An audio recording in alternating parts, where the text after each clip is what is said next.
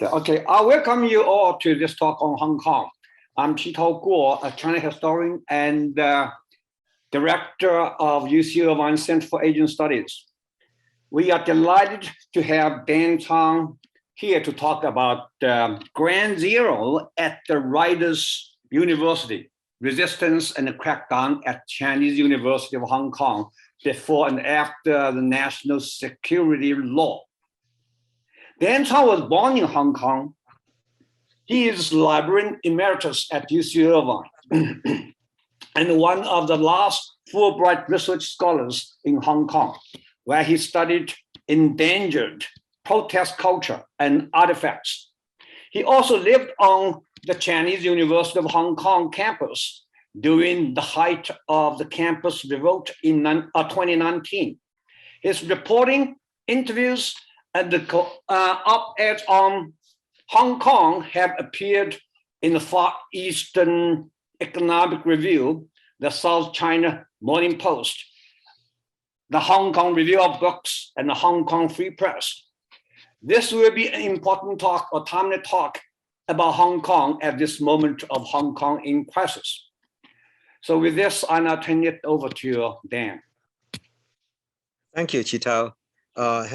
Glad everybody is able to come. I'll be quick. There are lots of slides, and then we have Q&A afterwards. This will be actually a total of 1 hour session. Thanks also to the Global Hong Kong Studies at UC for co-sponsoring. So this is the outline. Student revolt, focus on what happened to the Hong Kong America Center. I'll talk about the University Service Center for China Studies, and then I'll give some analysis at the end. Student revolt. November 2019, when I was living on campus at Chinese University of Hong Kong, the belief seemed to be that Hong Kong is different from China. It's not equal to China. There was a graduation in early November, and there was protest signs all over. I wasn't actually in China during the Cultural Revolution, but it must have been like that. There were slogans everywhere, big character posters all over the place, on the ground, on the walls. There were all these too. And then the bus stops, even the bus stop had slogans painted over, calling this university the Rioters University. And you could major in revolution also. This was a t-shirt worn by one of the protesters after the students took over the campus. And you could welcome to Bo Dai, and also TU, which I think stands for Terrorist University. They were kind of reclaiming the words the opposition media labeled them. And this is when the campus was occupied by the students, reoccupied. They named some of these campus vans, Riot U Taxi.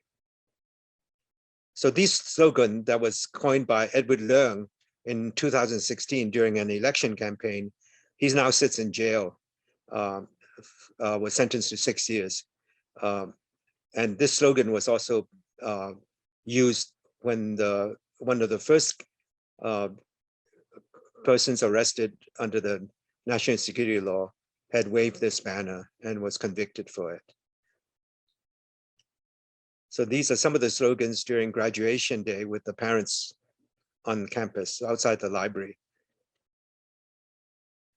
So the main focus of what was happening early in November, on November 11th, was at bridge number 2, which was the access point from the Science Center, the Hong Kong Science area, where you could enter the campus from that area, and the bridge connected to the campus. And so at the other side of this kind of artsified picture are the riot police. Here's a close-up. That's before they started firing tear gas. Tear smoke, they call it. Disperse or we fire. They were shooting at the graduate jockey club graduate housing on campus. The students were outside around the graduate housing. So here is what it looks like. And here's when tear gas happened right after. So lots of tear gas. So I also got it in my eyes. I actually got a reporter to hand me some water. I wasn't prepared. I just took a walk down campus. I lived above this thing, this place, and I didn't know anything was going to happen that day. And I just wanted to take a look. So I didn't come prepared with goggles or anything. I didn't have any water or saline solution. So they gave me, somebody gave me, this reporter handed over after he used it on him. And then it cleared up after, but it's very painful. So this is the view from my flat. The Center for Center for China Studies, University Service Center had put me here in overlooking, and you can see the bridge is on the left, bottom left, and on the right is on the bottom right is the field. This is by the next day. I noticed that I didn't dare go downstairs, down to the that level, and there was already tear gas and smoke. Smoke probably from the fires that were set, and then tear gas from the police shooting tear gas. There were about 2,000, maybe some 2,000 tear gas volleys within an hour or two. I counted. And from my room, I counted the volley. It was the volleys. It was every 5 seconds. There was a volley of tear gas for about an hour or 2 hours. So it rose very high, but not to my level where I was staying. Tear gas is heavy, so it actually sinks. This was an op-ed in the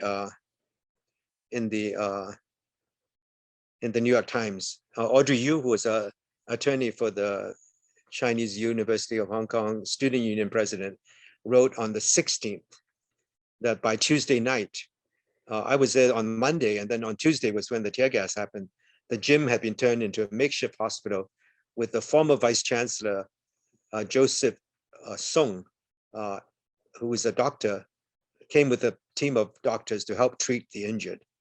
So there was a lot of support from the administration at that time, from the with the students. After the students had criticized the head of the university then, Rocky Tuan, for not listening to them, and so he actually talked to them. And then when he was crossing the bridge to negotiate on Tuesday, I think he got tear gassed himself and went in the hospital for a while. So this was a day where Hong Kong became lots of tear gas.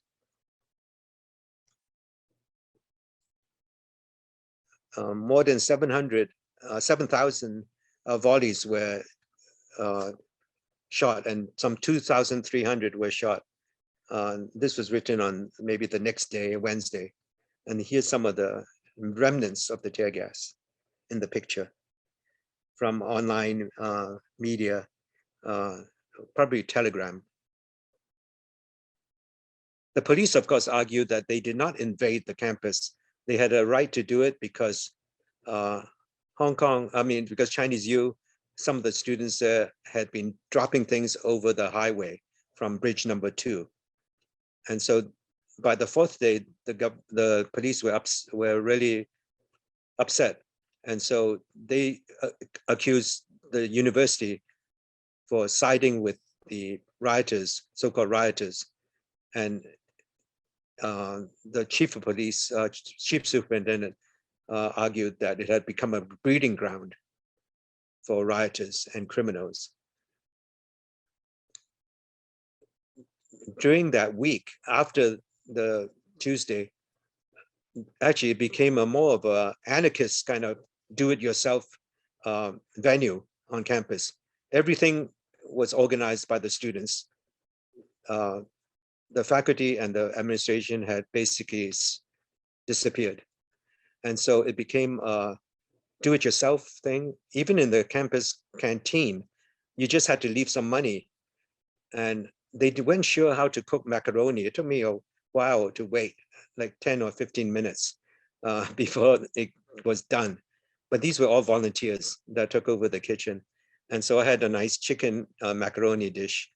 And you could pay whatever you want. It's a self-service kind of thing. So on the bridge, they had set up this post where they could monitor who came up the surrounding area. And so this was actual view where you could actually see it. Yeah. So some people just compare this with the Tiananmen protests in '89. So all over campus, there were anarchist signs, there were signs from movies and slogans all over. And also this is the person in the middle is Rocky Tuan, who's the president of the university, who at the time, by that time, the students thought he was supporting them. So really dramatic images.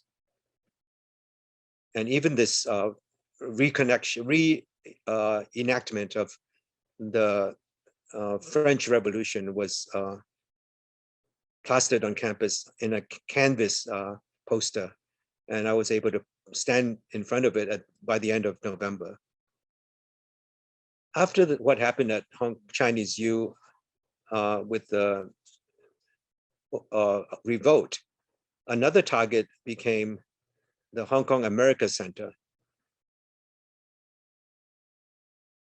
This was in China Daily, and it was an allegation by the China Daily that it was a hotbed for US invasion kind of thing. And so anyway, they argued that they were collaborating with US forces, the center on campus. So this was back in November even.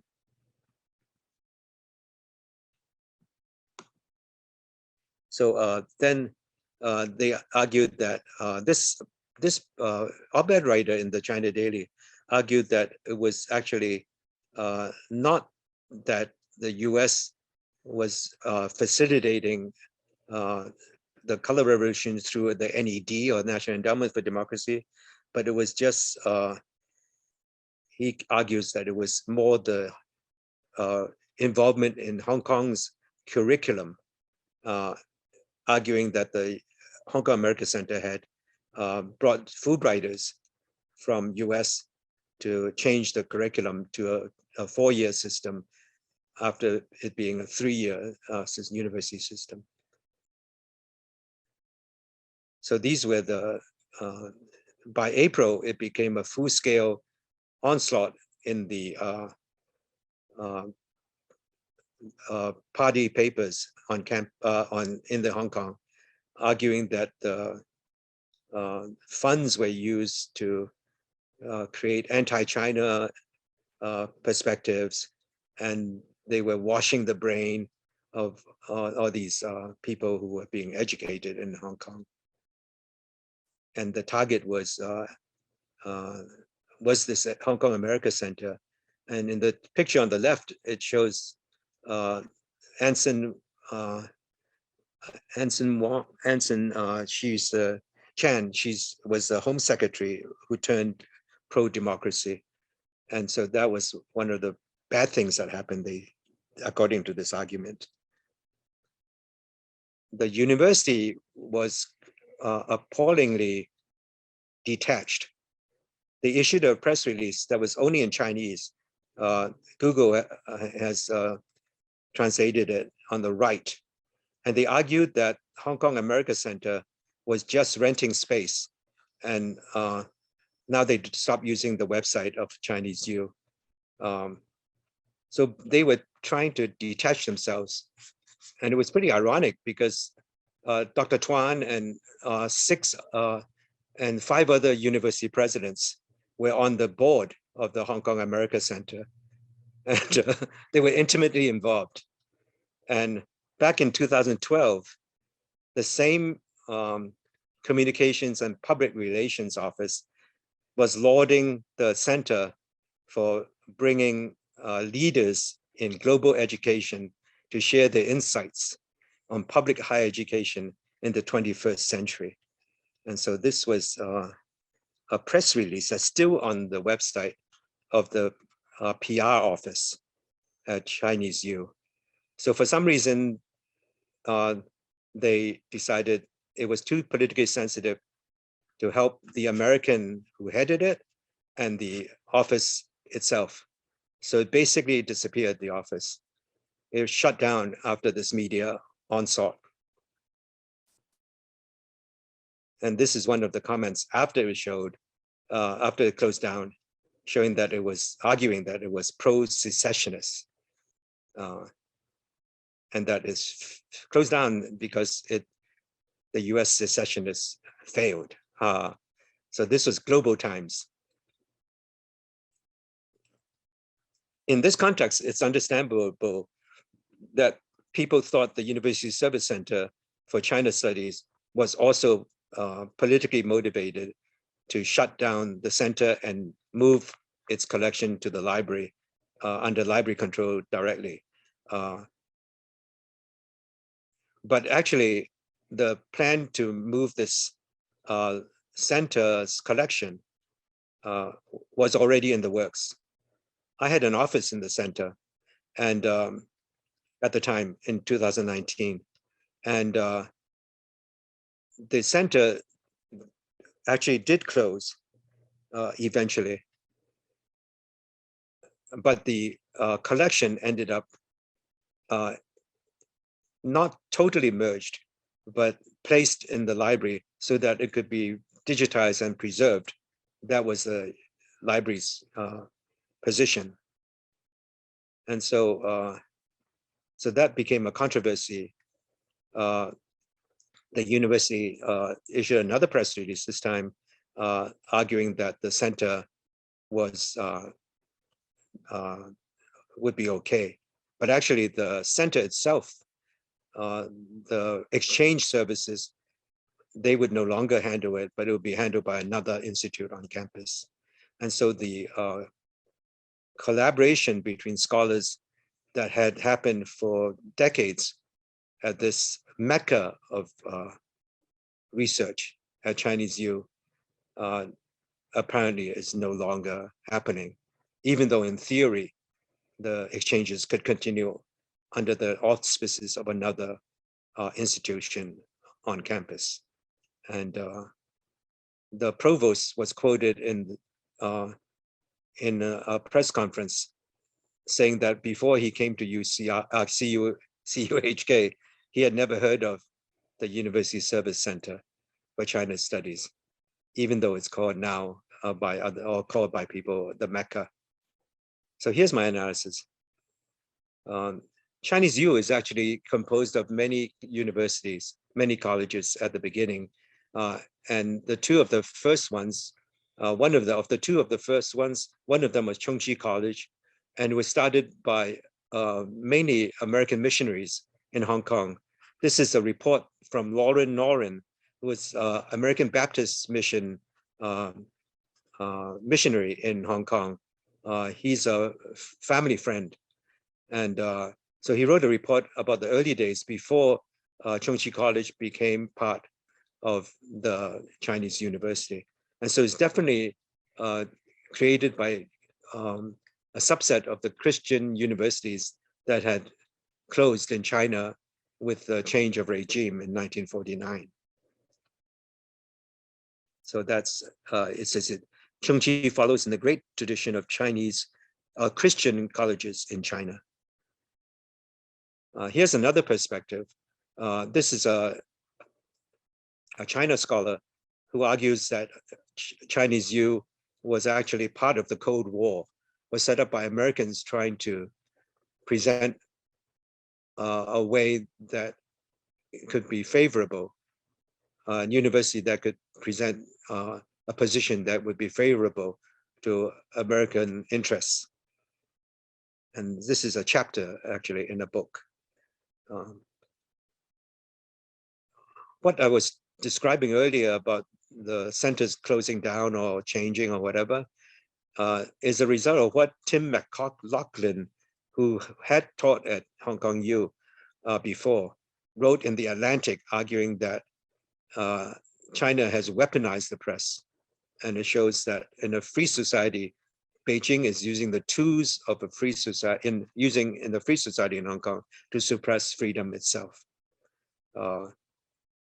It argues that Da Gong Bao, one of the pro-China papers that is run by the liaison office in Hong Kong, China liaison office, is a strategy that is uses the way Beijing wants to rein in opponents, and so try to attack certain people, and then the police end up arresting them in many cases. One of the fake arguments that was resurrected was that there was the Hong Kong America Center had brought Fulbrighters to create a pro-American education system. And there was, when this first was brought out in a blue book published by a professor, a pro-China professor at Hong Kong Baptist University in 2012, then at that time there was an inquiry and they exonerated Chinese U from influencing the education system of Hong Kong. And there was, these were the charges. And then Chinese U had complained about this report in a blue book. And then the conclusion was that the professor that created this report was no longer, was not correct, and that he actually lost his position as director of the center at Baptist University. But despite that, this argument has now been resurrected. And so they are, like I showed you the op-ed before, about the success of the lack of success of the American interests in Hong Kong was because the American Center had closed. And so they were using that same argument to argue that the center had supported Fulbrighters coming to Hong Kong. Now more crackdowns. Hong Kong Student Union, the Hong Kong Chinese U, as well the Hong Kong U, but this report is about the CUHK Student Union being arrested, the student union being closed, saying goodbye, and then more recently, after the Goddess of Shame, the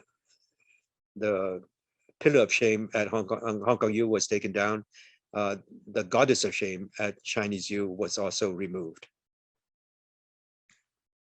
And this is a slide showing the dozens of NGOs and media outlets that have closed in 2021. Dr. Tuan is still, despite caving in and not saying anything when the Hong Kong America Center was closed, the Da Gong Bao this year wanted Dr. Tuan to be dismissed, claiming that he was actually supporting the protesters still. But there's maybe a glimmer of hope, maybe. Last year, for 1 year, scholars were able to apply to Hong Kong or China, and people from Hong Kong and China could apply to US for exchange programs. This was a one-year deal since Trump had already closed the Fulbright program for both places. And but in Hong Kong, they only one American got the grant to go to Hong Kong U to teach. And this is just a one-time shot. But Hong Kong and China, I think, let people in despite the pandemic.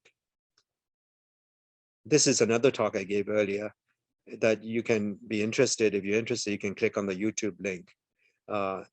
It's about the publications that have emerged in the Hong Kong diaspora. I appreciate your coming. Thanks to the Center for Asian Studies at UCI and Global Hong Kong Studies at UC for co-sponsoring. You can email me at dzang@uci.edu.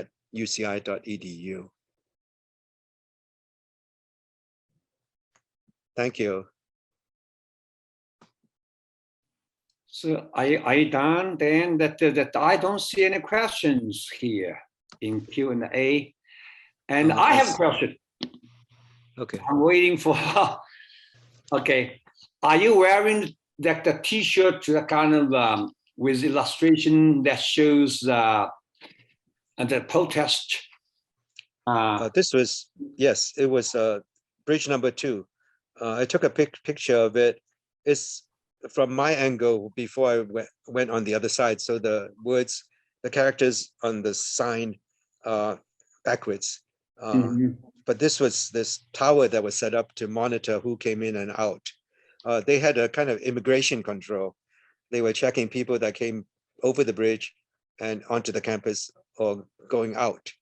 And even though I lived there, at that time, I had to show my papers. And it was clear that they were not from Chinese U. I think a lot of outside people took over. There were supporters from all over the place.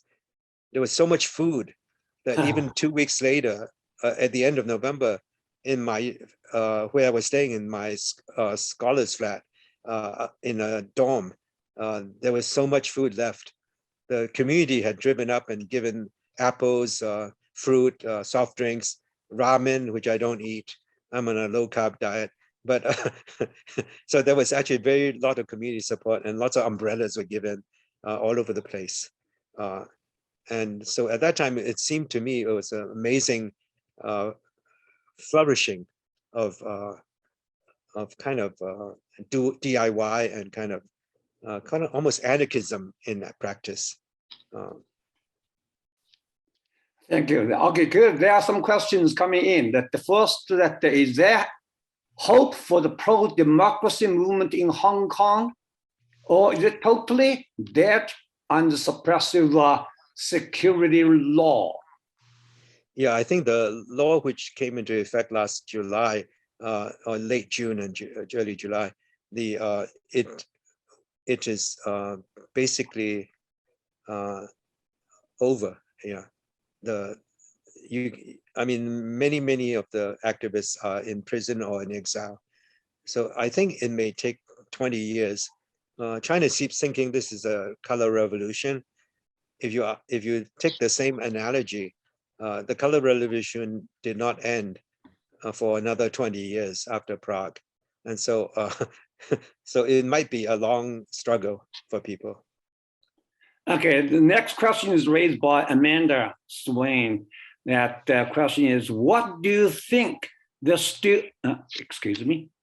what do you think the students who engaged in this revolution, quotation mark revolution, might take away from this experience? I think there are various reactions. Some people feel strongly about it, but not everybody can leave. I mean, some of the people who can leave have tried to leave, but not everybody has the money or the ability to go abroad. So they will stay in Hong Kong. And I don't think the young people would definitely, I mean, the teenagers definitely will not be easily brainwashed by the state, although they're implementing so-called national education in the schools.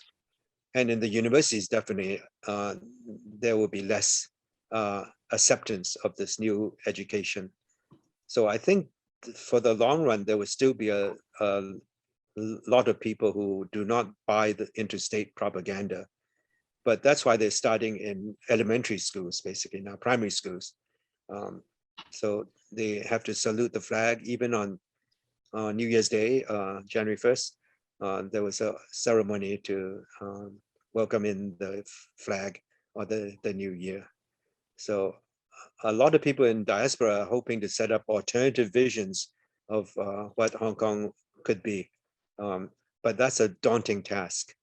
When you leave a country, just like people left China after Tiananmen, it's really hard to sustain the ability, and especially to sustain the ability for people within China or Hong Kong to pay attention, because real lives, the day-to-day life will continue.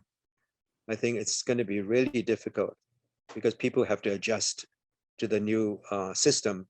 And so, I mean, I don't think people would definitely will embrace it, but China will try to quash any other visible signs of dissent. And so I wonder if eventually Hong Kong will also have a great war and on the internet and stop all kind of free exchanges online. Oh my goodness. Okay, this is another question that is related to the question I have. The question is raised by anonymous attendee.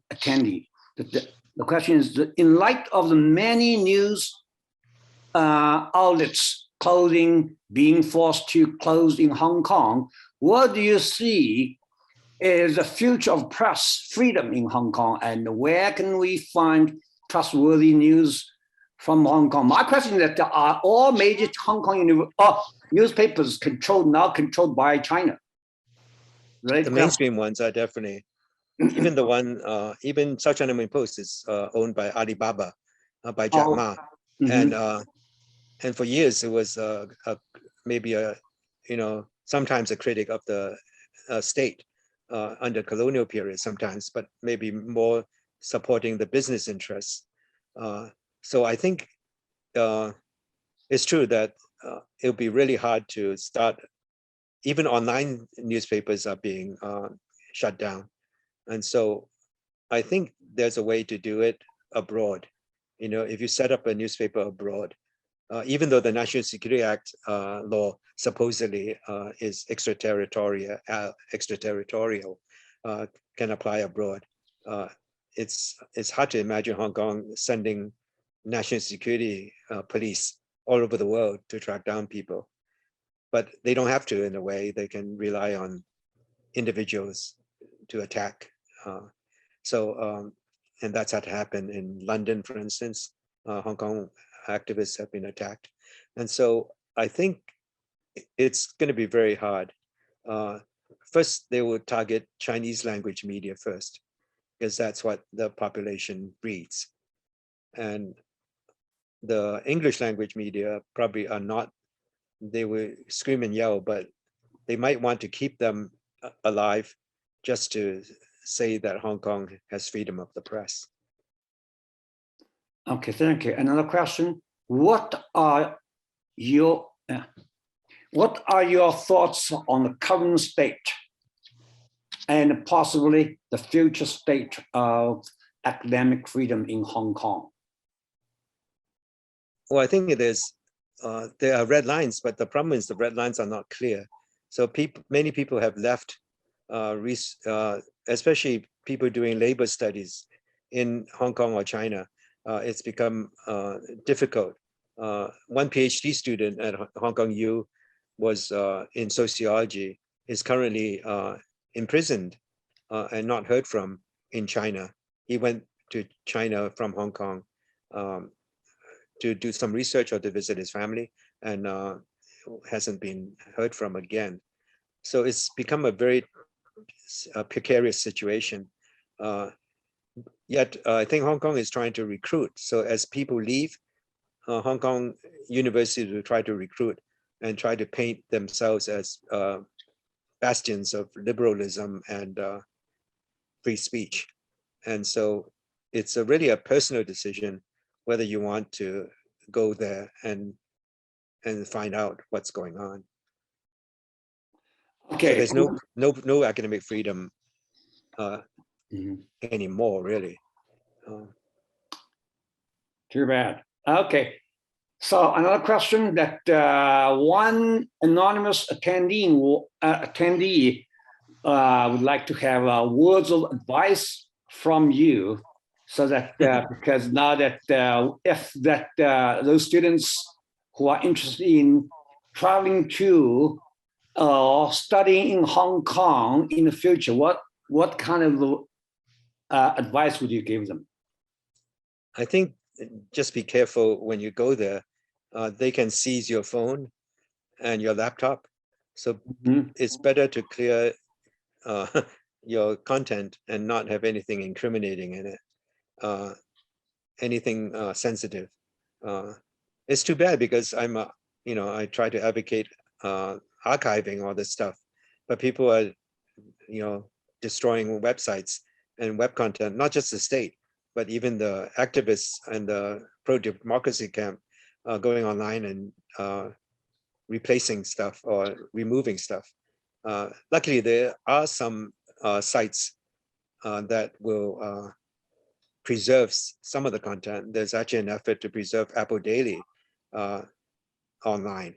And so there are outside servers that will preserve some of this. There's an outside server that's preserving the Tiananmen Museum, for instance. And so I think there's a way to preserve it. But advice for people going there would just basically go without anything on their computers or phones that can get them in trouble, and do not wear this t-shirt and and do not carry that flag in your luggage even. It's not worth it, because you never know when they will search you. It's becoming more and more a police state, so they can search anybody they want on whatever excuse. And so sounds like in China now. Yeah, I think in China, I think people have learned to live within the suppression, but Hong Kong people are still beginning to learn what is the limit, of what you can do. And right now they're cracking down on visible people, mostly high level. They're already mostly detained. And so next would be probably the next level. They might crack down on business people now. They don't seem to care about businesses. And even though Hong Kong touts itself as business friendly, they're still detaining business people for years, for months, sorry, for weeks, sorry, under COVID regulations. And so how can you get people to come to Hong Kong when you lock them up for 3 weeks? And anybody is being locked up for 3 weeks, basically. And it has the longest detention of anywhere in the world, except China, I guess. And so it's the interesting thing, I think, is how China will implement its policy to open up more housing for people, because they always have argued that it's a housing issue, not a democracy issue, that the protests stem from lack of housing. I don't think that's true, but it is true that housing is also a problem. And they blame the British linked business interests, the capitalists in Hong Kong, for not doing anything for the last decades after the reunification, so-called. And so, so now the people who are in charge of businesses in Hong Kong that are from the old days, who are aligned with the British, they are actually being out of not out of a job, but many of them are no longer being listened to. and some of them are my classmates. I went to DBS, the Diocesan Boys School, which is supposedly an elite school, where Sun Yat-sen also attended, not at the same time. But so many of those people actually are high up in business world in Hong Kong, but they were not listened to when the national security law was enforced, was imposed. And so they will be actually they will now have to compete with business people from China who live in Hong Kong to keep their positions in the legislature. So it's become a new game and a new ball game. And it's hard to know how long it would last. You know, it may be 20 years before any change. Okay, here's another question from Chris Fan, who wants to thank you so much. Thank you very much. And also that he asked, have you been back to Hong Kong since 2019? And then what is your prognosis of the future of US Hong Kong scholarly exchange? Oh, I was able to, I mean, I left in December 2019 and I wanted to go back, but the problem is this 21-day quarantine, even for residents of Hong Kong, which I am because I was born there. Once you're born there, you're considered resident for life. And the prognosis for exchanges, this slide I showed you about the one-time exchange might be a way to proceed in future, because I think it was a mistake to stop it, I think. But of course, for Trump to stop the Fulbright program, it wasn't China that stopped it, it was Trump. And the issue was that they thought that Hong Kong was becoming more like China, so it should not have a Fulbright. But I think a lot of people, you never know who you send, but people have different ideologies who go on Fulbright, and some of them just want to do research and not, you know, and they're not agitators. And so I think there is a chance that we'll continue, but I think Biden could try to start a move to get China to agree to a future program. But the only problem to me is whether people will want to go, because now things are so precarious there that you want to be in the place where you could get a knock on the door at 6 a.m. and carried away. That's the question. So I haven't been back since December 2019. I want to, but I haven't. Okay, here's a very interesting question that, raised by John Lyons. So looking back on the movement, is it fair to say the protesters succeeded in some ways? How, in your opinion? Also, what could have been done differently? I think they did succeed in raising the concern among the populace, because like several million people went out on the street, which is like a lot, you know, and there's only like what, it's almost a third of people went out on the street.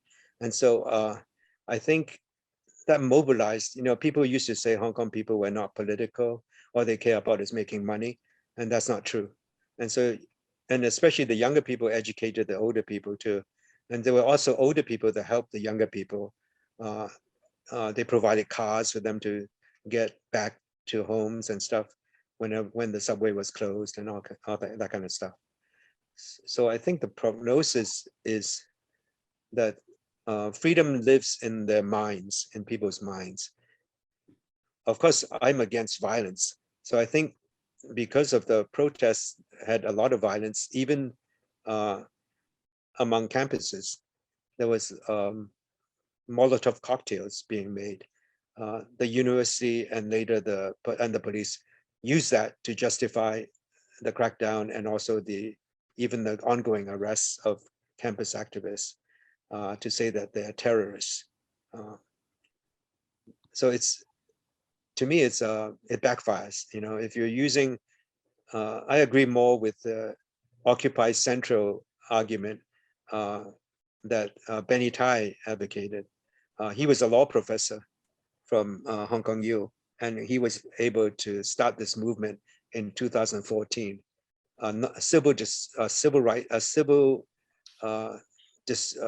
disobedience movement that eschewed violence. But the protesters in 2019 thought that was not enough. And they thought that they had to make people pay attention, make the authorities pay attention. But the authorities turned a blind eye and blind ear to it. I mean, deaf ear to it. And so in a way, it backfired.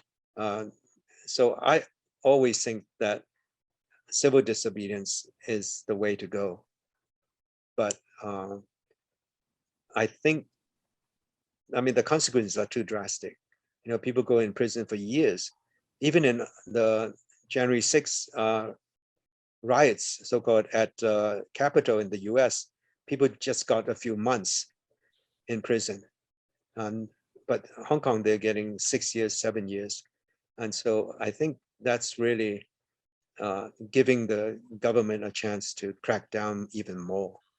And so, I'm not in a position to give advice on, tactics, but I think eventually people will go back and say, what were the right tactics and what were the wrong tactics? Was it right to have so much faith in the US, in Trump? It seemed like every rally I went to was, there was always somebody supporting Trump. And so, it's really disturbing to me also to see people in the diaspora asking for a return to the Red Scare in the diaspora. They think the Red Scare is good. And so I think that's a little bit, people need to read more of their history and not just read that somebody is anti-communist and therefore he must be good. Be more critical to what you read. Okay, one more question that I had that's anonymous. That what do you think is the root of the difference in understanding between Huang Si and the Lan Si? And is there this division among uni students and professors as well? I think it's more the what are the Huang Si and the Lu Si, Lan Si that one camp that supports mainland China, the other camp that supports democracy, freedom in Hong Kong, right? Yeah, I think the problem is there was no active left in Hong Kong. They were all being co-opted by people conflating the left with communists. So that, from the US perspective, that the left is not communist. And so, but whenever they hear people talk about the left, they just mean it's pro-China or communist. And so there has to be a way to recover aspects of activism that are more on the left and not pro-capitalism. And so that is an ongoing thing. The Lausan Collective, Lausan, I think, has put out many papers on this issue. And so I think there is a divide, definitely, that they don't see each other, basically. There's a divide. But I think the way to see it is that maybe there is an intermediate point where you can see that you can be a progressive activist and not be a communist.